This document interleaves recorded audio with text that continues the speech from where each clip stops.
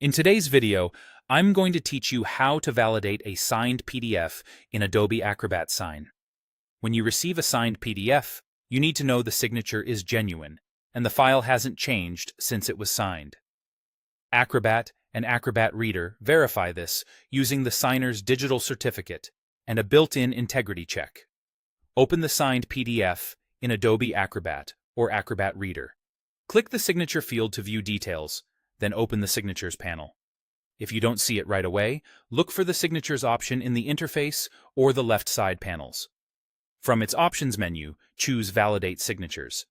Acrobat runs a quick verification and shows the signature validation status window. Review the result to see whether the signature is valid, along with available details such as the signer and the time of signing. This confirms the file's integrity against the embedded certificate. If your document has more than one signature, you can validate them all at once. With the PDF open, go to All Tools, select Use a Certificate, then choose Validate All Signatures and click OK. Acrobat automatically checks every signature and returns a consolidated result, so you don't have to validate each one individually. You'll get a status for each signer, so you can quickly spot any issues. This is ideal for contracts or forms that move through a multi-signer workflow. Here's how to interpret what you see. Signature valid means the document is authentic and unchanged.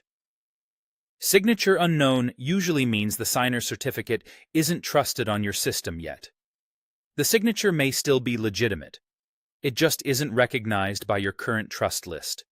In many organizations, trust is managed centrally, so follow your internal process or confirm the signer's certificate if needed. Signature invalid indicates the document may have been modified after it was signed, or there's a problem with the signature. Treat that as a red flag and request a clean, newly signed copy.